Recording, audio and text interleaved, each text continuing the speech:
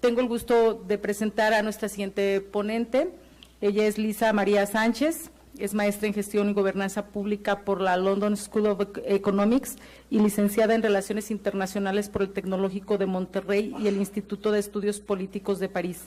En su paso por la sociedad civil, la administración pública y los organismos internacionales, ha colaborado en un sinfín de proyectos a favor de la seguridad y la justicia, así como de los derechos de las juventudes, las mujeres y las comunidades más vulnerables. Es especialista en control internacional de drogas y sistema ONU y ha fungido como consultora externa de distintas agencias gubernamentales. Actualmente forma parte del Consejo Mexicano de Asuntos Internacionales y de la barra de opinión de Milenio Televisión. Bienvenida y en el uso de la palabra la maestra Lisa María Sánchez. Muchísimas gracias, diputada. Buenas tardes a todas y a todos. Primero que nada quisiera comenzar mi intervención por agradecer la presencia de todas y todos ustedes y de las personas que a través del canal del Congreso están siguiendo estas importantes audiencias sobre quizás el cambio normativo y político más importante que se esté discutiendo en nuestro país y que sin duda tendrá consecuencias de larguísimo aliento, muchísimo más allá de la esfera de la seguridad y la justicia. Yo quisiera dividir mi intervención en dos partes fundamentales. La primera es hacer un recuento de cuál es la situación actual para empezar a desmitificar un poco cuáles son las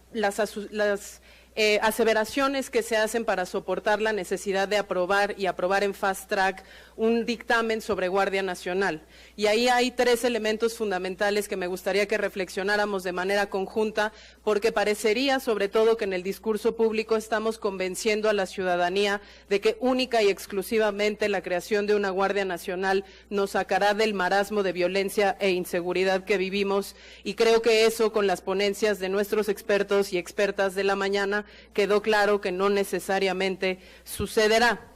En un segundo punto quisiera abordar lo que el doctor Alejandro Madrazo ya también tocó en su intervención de la mañana sobre los impactos y las consecuencias institucionales que tendría la aprobación de una Guardia Nacional y cómo se trastocaría el funcionamiento no solo de policías y primeros respondientes, sino también del gran olvidado de las discusiones de seguridad en México que tiene que ver con el aparato de administración e impartición de justicia.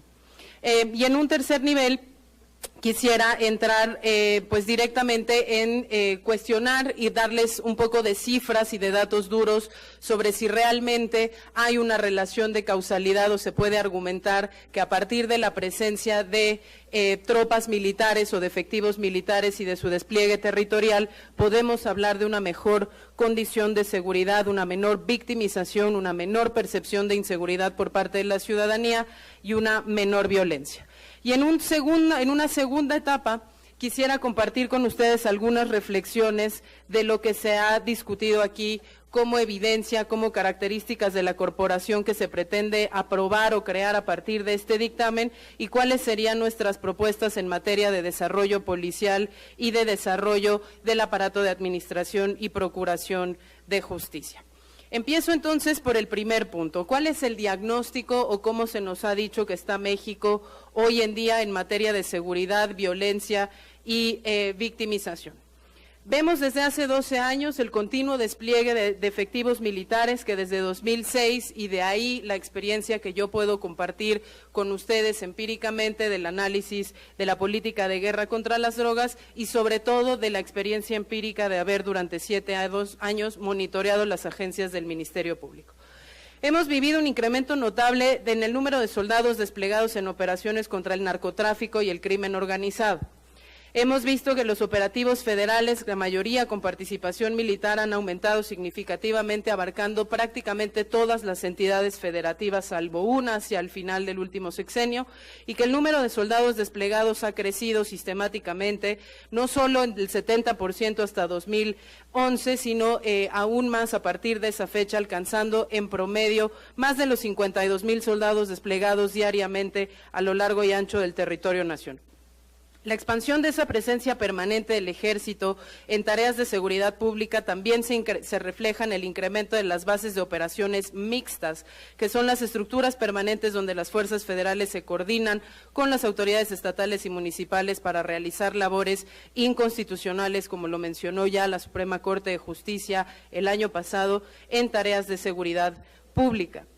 Desde 2012, la Secretaría de la Defensa Nacional ha reportado la existencia de 75 de estas bases de operaciones, pero para 2016 teníamos ya 142. Esta numeralia se las quiero compartir junto con el número creciente de enfrentamientos entre fuerzas federales de operativos conjuntos y presuntos criminales o civiles, que ha aumentado también de manera dramática desde que el entonces presidente Felipe Calderón desplegara a las Fuerzas Armadas para cumplir con estas inconstitucionales tareas.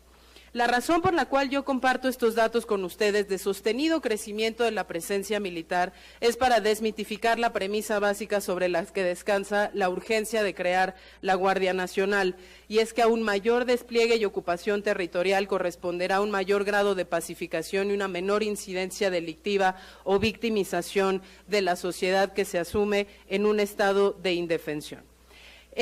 Estas cifras, que ya se acompañaron en el panel de la mañana también con el creciente número de denuncias por violaciones y violaciones graves a los derechos humanos, que superan por mucho las recibidas durante décadas de existencia del Ejército mexicano y que tan solo para el caso de la Marina logran crecimientos de hasta el 1,600%, nos tendría que llevar a la principal reflexión de si esto ha servido para el objetivo o el propósito principal para el cual se ejecutó, que era bajar la incidencia delictiva, bajar la violación a los derechos humanos, la victimización de la sociedad y sobre todo la percepción de inseguridad. Vemos con las cifras provistas por el Sistema Nacional de Seguridad Pública que esto no necesariamente ha sido así. El número de víctimas en México creció 2.6 millones el último año de la presidencia de Enrique Peña Nieto con respecto al último año del sexenio de Felipe Calderón, y tan solo en 2018 llegó a tocar la cifra alarmante de 24.2 millones de víctimas anuales, lo cual supone un crecimiento del 3.86% tan solo en el último año, cuando la población solo creció el 1.4%. La cifra negra de delitos, es decir, todos aquellos delitos cometidos pero no denunciados, también creció del 92.1 al 93.6% en el último sexenio, llevándonos pues precisamente al estado de indefensión absoluta y de impunidad total en el que nos encontramos hoy en día. Esto a pesar del continuo despliegue militar y del continuo crecimiento de los operativos coordinados entre fuerzas federales,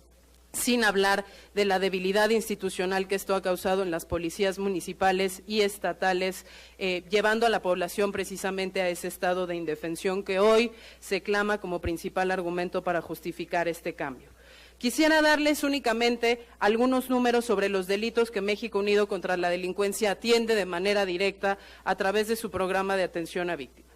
La cifra negra de secuestros y extorsión es muchísimo más alta que el promedio nacional de delitos cometidos y se ubica en 98 y 98.3% respectivamente. ¿Qué significa esto? Que secuestrar y extorsionar en este país es virtualmente gratis y no se debe única y exclusivamente a la infiltración de las policías locales o estatales, sino al disfuncionamiento del sistema completo, desde la investigación de los delitos hasta su sanción y potencial reinserción incluso de aquellos delincuentes que hayan pasado por el sistema carcelario. El secuestro, si bien ha bajado sensiblemente de más de 105,000 casos anuales a 69,000 casos anuales para el último año del que tenemos cifras disponibles, nos muestra una preocupante realidad, y es que el número de carpetas de investigación iniciadas en las autoridades correspondientes permanece estancado y promedian las 1,300 carpetas de investigación anuales, independientemente de cuál es el comportamiento del delito. Esto se los comparto porque parecería que el comportamiento de la delincuencia permanece completa y absolutamente ajena a cuáles son las acciones de la autoridad en materia de prevención y sanción, y se los cuento también porque es uno de los mejores indicadores para que ustedes vean cuál es la atrofia del sistema de administración e impartición de justicia. Independientemente de que el delito ha bajado, la autoridad no se ha vuelto más eficiente en su persecución y por lo tanto no ha logrado cumplir cumplir con su obligación de llevar a las víctimas la justicia que merecerían.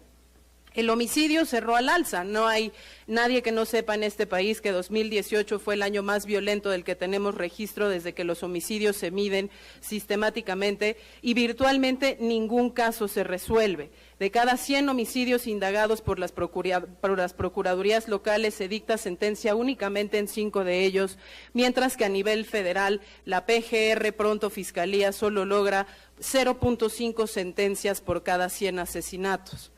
En materia de violación y abuso sexual, el alza del delito, si bien es marginal, el promedio nacional de carpetas de investigación se mantiene en 10 por cada 100,000 habitantes y preocupa que 17 de las 32 entidades federativas se mantienen arriba de este promedio nacional sin que haya virtualmente ningún tipo de estrategia de investigación criminal que lo detenga. ¿A qué quiero llegar con esto? La Guardia Nacional resolverá estos problemas necesariamente con un proceso de reclutamiento imposible, como ya mencionaba Alejandro Ope esta mañana, de 50,000 efectivos en 3 años. No, la respuesta es no y tristemente tiene que ver porque aunque se le doten de capacidades inconstitucionales y jurisdiccionales para la investigación del delito y la coadyuvancia de las tareas del Ministerio Público, todos aquellos casos que logren ser llevados al sistema de justicia por esta Guardia Nacional llegarán tristemente a este penoso embudo que es incapaz de resolver ninguno de los delitos que se comete. 7 de cada 10 delitos son denunciados y de eso únicamente entre el 10 y 12% son resueltos. A partir de ahí, entonces, vale la pena reflexionar cuáles son las atribuciones o las características de la corporación que en este dictamen se nos presenta. La Guardia Nacional no cambia la estrategia de prevención, persecución y sanción del delito y sí logra la creación de una corporación cuyas atribuciones y limitaciones en materia de funciones, objetivos y entrenamientos quedan poco claras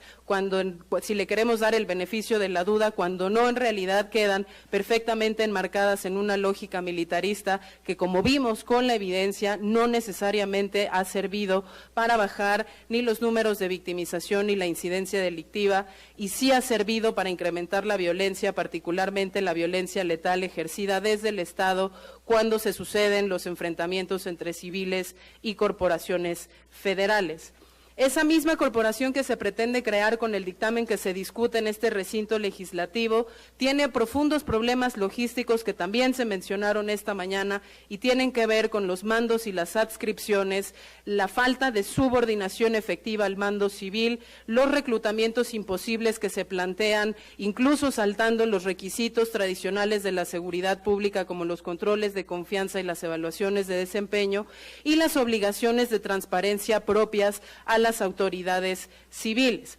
También tiene profundos problemas en lo que se refiere a la interacción con otras corporaciones del orden y la procuración de justicia, ya sea a nivel federal y local, y sus impactos de trastoque del orden institucional, local, estatal y federal también ya fueron ampliamente abordados esta mañana, en lo que nos da pues la receta no solo a un cambio importantísimo en materia de seguridad, que sería perpetuar el esquema de engañar a la ciudadanía poniendo todas sus expectativas en una Guardia Nacional militar que no resolverá el problema de seguridad, pero que sí sería causa fundamental de un cambio en las relaciones cívico-militares y en la estructura institucional, no solo de seguridad, sino de justicia y de reinserción social. ¿Qué hemos visto a partir de la observación de ministerios públicos? Y con esto cierro, únicamente también para dejarlos con la idea de que la creación de la Guardia Nacional no resuelve el problema de impunidad y de impartición de justicia de este país. En más de 3,000 audiencias orales monitoreadas dentro del sistema de justicia penal acusatorio, hemos visto que en el 20% de los casos los jueces no procuran asignación de asesores jurídicos, subsanan las deficiencias de los ministerios públicos y que en el 40% de los casos, los ministerios públicos presentan medios de prueba insuficientes que no permitan acreditar ni las detenciones legales, ni necesariamente los tipos penales correctos o la culpabilidad o inocencia del imputado. No se respetan las garantías procesales ni los principios de oralidad y en el 36% de los casos, los casos se caen por las deficiencias ocurridas al momento de la detención y de la presentación ante las autoridades de justicia, precisamente porque lo que hoy carecen nuestras corporaciones de seguridad es de protocolos de investigación criminal y de programas de capacitación que les permitan a ellos darse cuenta cuáles son las tareas que deben desempeñar y la importancia. Señalando estas cifras, yo cerraría pidiéndoles, por favor, que regresen ese dictamen a las comisiones, que reflexionen cuál es verdaderamente la salida al problema de seguridad pública y apuesten, como se dijo en la mesa de la mañana, por un verdadero programa de desarrollo policial, por el rescate del Sistema Nacional de Seguridad Pública y por una verdadera orientación a las víctimas que resuelva el problema de impunidad, fortaleciendo el sistema de administración e impartición de justicia. Muchísimas gracias.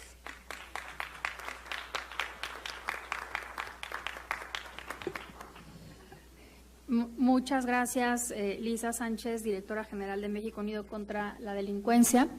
Y